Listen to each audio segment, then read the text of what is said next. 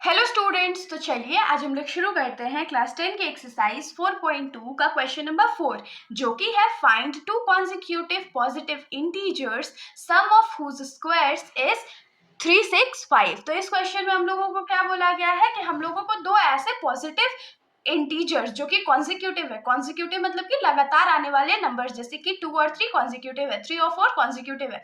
तो हम लोगों को दो कॉन्जिक्यूटिव पॉजिटिव इंटीजर्स फाइंड करना है, और वो ऐसा रिलेशन में है ना कि जब उसके स्क्वायर्स, दोनों के स्क्वायर्स जो होंगे उसको जब हम लोग सम करेंगे या ऐड करेंगे तो हमारा जो वैल्यू है वो कितना आएगा, 365। तो लैंग्वेज में तो खैर मैथ समझ आता नहीं है, तो हम लोग क्या करते हैं, फटाक से सॉल्यूशन करते हैं। तो क्योंकि ये पॉजिटिव इंटीजर्स है, वो भी कॉन्जिक्यूटिव है, तो हम लोग क्या इसको लिख सकते हैं कि if the first number is x then the second number will be x plus one, तभी तो कॉन्जिक्यूटिव होगा ना। तो हम लोग क्या लिखेंगे, let the first number be x. First number जो है हमारा क्या मान लेते हैं हम लोग, उसको एक्स मान लेते हैं। देन यहाँ से हम लोग को सेकेंड नंबर क्या मिल जाएगा, then second number is equal to क्या हो जाएगा, एक्स प्लस वन हो जाएगा। देखिए दोनों नंबर हम लोग को मिल गया। अब हम लोग को क्या बोला है, सम ऑफ हुज स्क्वायर्स।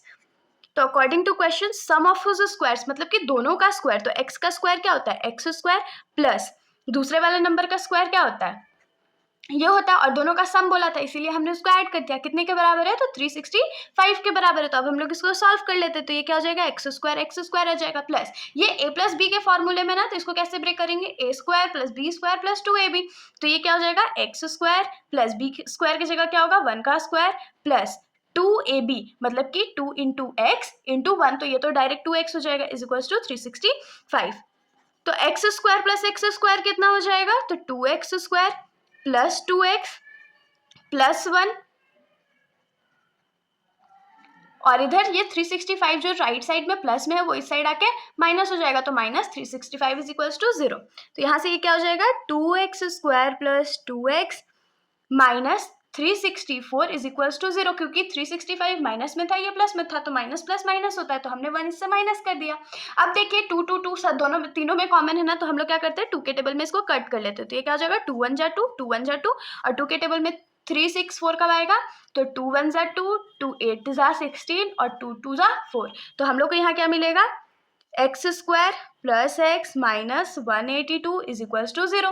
अब ये तो क्वाड्रेटिक इक्वेशन है, और जब हमारा कोई क्वाड्रेटिक इक्वेशन होता है तो हम लोग उसको ऐसे सॉल्व करते हैं, तो मिड टर्म स्प्लिटिंग के हेल्प से सॉल्व करते हैं। तो चलिए हम लोग मिड टर्म स्प्लिटिंग कर लेते हैं। मिड टर्म स्प्लिट करने के लिए क्या करना पड़ता है, तो कांस्टेंट टर्म को एक्स स्क्वायर के कोएफिशिएंट से मल्टीप्लाई करना पड़ता है, जो कि हो जाएगा 1 into 182 that is equal to 182। अब 182 जो है उसको हम लोग क्या करेंगे, तो प्राइम फैक्टराइज करेंगे, तो ये 2 के टेबल में 91 टाइम्स में जाएगा, और 91 7 के टेबल में 13 टाइम्स में आता है। और हम लोग का आंसर कितना चाहिए, 1 चाहिए ना।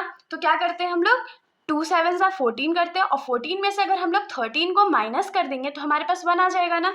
और क्योंकि यहाँ पर x के पहले प्लस का साइन है, तो हम लोग बड़े वाले को प्लस का साइन देंगे, छोटे वाले को माइनस का साइन देंगे। तो ये क्या हो जाएगा, x square plus 14x minus 13x minus 182 is equals to 0। अब इन दोनों में से हम लोग क्या कॉमन ले सकते हैं, तो x कॉमन ले सकते हैं, तो क्या बचेगा, x प्लस 14 बचेगा। और इन दोनों में से हम लोग क्या कॉमन ले सकते हैं, तो 13 कॉमन ले सकते हैं। तो हमारे पास यहाँ क्या बचेगा, x बचेगा, माइनस माइनस क्या हो जाएगा, प्लस हो जाएगा, और 182 को जब हम लोग 13 से डिवाइड करेंगे तो हमारे पास 14 बचेगा इज इक्वल्स टू 0। तो क्योंकि दोनों ब्रैकेट हमारा सेम आया है, मतलब कि हमने सॉल्यूशन सही किया है, तो ये क्या हो जाएगा, x प्लस 14 एक ब्रैकेट में और x माइनस 13 एक ब्रैकेट में इज इक्वल्स टू 0। अब हम लोग क्या करेंगे, let x plus 14 is equals to 0 and x minus 13 is equals to 0। तो यहाँ से x का वैल्यू हम लोगों को क्या मिलेगा, माइनस 14 मिलेगा, और यहाँ से x का वैल्यू हम लोगों को क्या मिलेगा, तो 13 मिलेगा। लेकिन सोचने वाली बात क्या है, हम लोगों को क्या बोला गया था कि जो कॉन्जिक्यूटिव नंबर्स हैं वो पॉजिटिव इंटीजर्स हैं, तो माइनस 14 तो पॉजिटिव नहीं है, तो ये जो वैल्यू है हमारा वो क्या हो जाएगा, रिजेक्ट हो जाएगा। तो यहाँ पर हम लोग लिखेंगे x is equals to minus 14 is rejected because we need positive integers. हम लोगों को क्या चाहिए था, पॉजिटिव इंटीजर्स चाहिए था, मतलब कि x इज इक्वल्स टू 13 हमारा वैलिड वैल्यू है। तो देयरफॉर हम लोग लिखेंगे first number is equals to